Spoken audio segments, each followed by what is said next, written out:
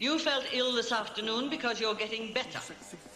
You see, when we're healthy, we respond to the presence of the hateful with fear and nausea. We're becoming healthy, that's all. By this time tomorrow, you'll be healthier still.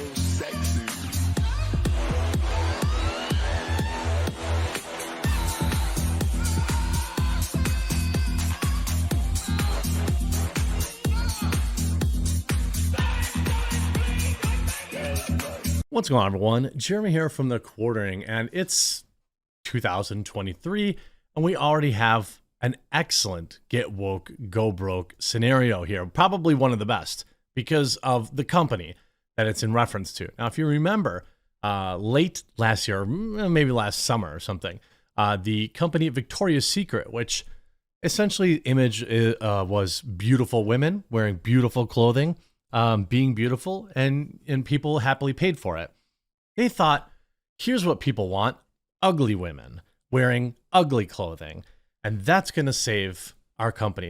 Again, their brand is literally like of beauty. They have like Victoria's Secret angels, and they're all like perfect women, perfect body shapes. And then they're like, well, how about we bring in Megan Rapinoe? Who wouldn't want to see that person? How about we bring in a bunch of people who are overweight? This is, when they did this back in June. Oh, this is late June 2021. Victoria's Secret swaps angels for what women want. Will they buy it? The embattled lingerie giant is attempting the most extreme brand turnaround in recent memory, an effort to redefine not just what itself is, but the very idea of what sexy is. Failed. Fail. They got rid of the beautiful Barbie bodies and replaced with Megan Rapinoe, one of the just most vile humans on the planet, and that's just her personality. Ellen Gu, I don't really know who that is. Good for her, apparently. A 29-year-old biracial model and inclusivity advocate, Paloma Alcesser, a rare size 14 woman. What? I live in Wisconsin, bro. I see them all the time. Size 14 women are not rare. And Priyanka Chopra. Okay. I mean, these people are not unattractive, okay? But the idea that you want to put, overweight people and all this kind of stuff on your advertising to try and virtue signal, let's see how that's working out for you. This January 6th, Victoria's Secret CEO resigns after less than a year. Victoria's Secret CEO Amy Hawke exits amid woke controversies. She's been at the helm of Victoria's Secret brand since last summer. The once-loved brand has had a tumultuous few years, with an attempted rebranding that implemented woke policies like removing iconic angels models, as well as the yearly fashion show. In 2020, Victoria's Secret announced that it would permanently close around 250 stores in the United States and Canada after considerable profit loss. Here's the reality, from somebody whose significant other spends lots of money, had spent a lot of money there over the years. I spent a lot of hours sitting in that store staring at the carpet while she shopped. And the quite frankly, the problem from what I hear is their quality isn't what it used to be.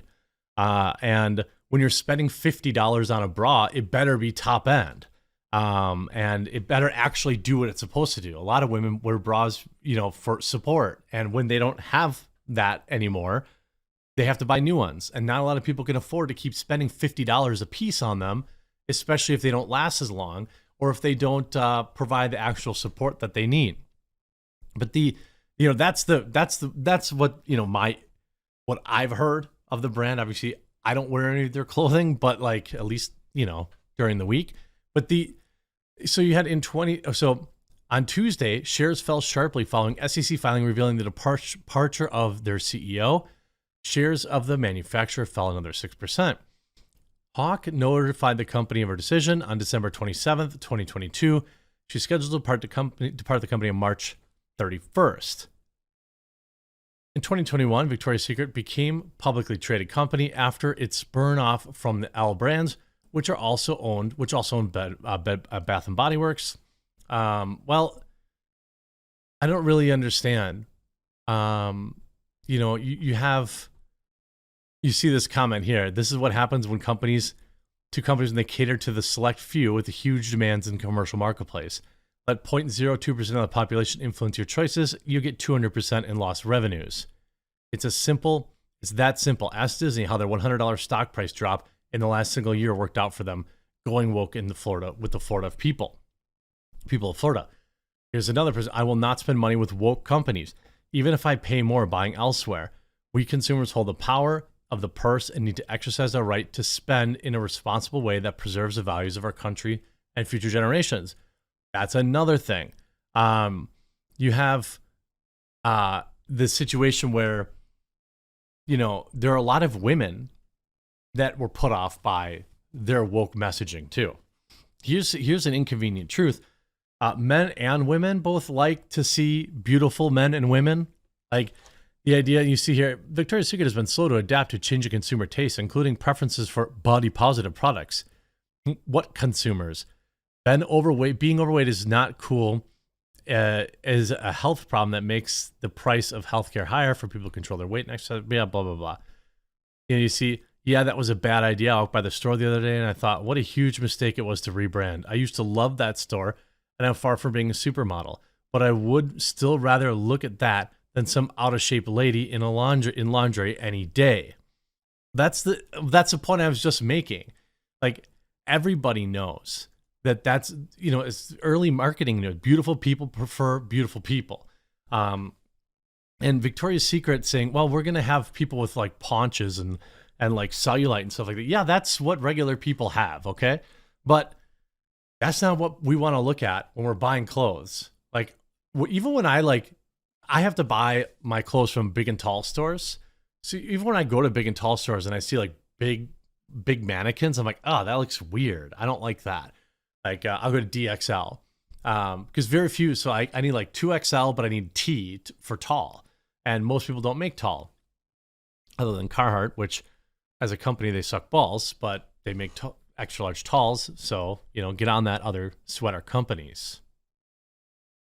Victoria's Secret CEO resigns after less than a year. The announcement comes in wake of the company's $400 million acquisition of Adore Me Inc. They have the internet-based lingerie startup that launched in 2011. The move is part of an effort to use social media, its Gen Z customer base, to help in its ongoing rebranding campaign. Victoria's Secret, the largest lingerie retailer in the United States, was started in 1997 by a man, Roy Raymond, in San Francisco. This was the year the company launched its highly successful Angels campaign. Today, the company has over 1,000 stores, blah, blah, blah. However, Victoria's Secret has come under attack in recent years, primarily for its string of controversial advertising campaigns and a failure to appeal to a wider customer base. Well, I mean, they've seemed to be pretty fine for the last 20 years. In 2014, backlash ensued after one of Victoria's Secret ad featured a row of thin models standing in a row wearing nothing but push-up bras. Caption read, "The perfect body." Critics slammed the ad for perpetuating unrealistic body standards. Over 32,000 people signed a petition requesting an apology. What? A month later, the company placed a new slogan, "A body for every body," over the same photo. In 2018, Victoria's Secret faced another firestorm after Chief Marketing Officer Ed Razek said in an interview with Vogue magazine that the company had no interest in using trans or plus-size models in their advertising. Yeah, nobody has any interest in seeing them either. Even after Razek issued an apology on social media, Victoria's Secret announced that the then CEO Jan Singer would be resigning after just 2 years with the company.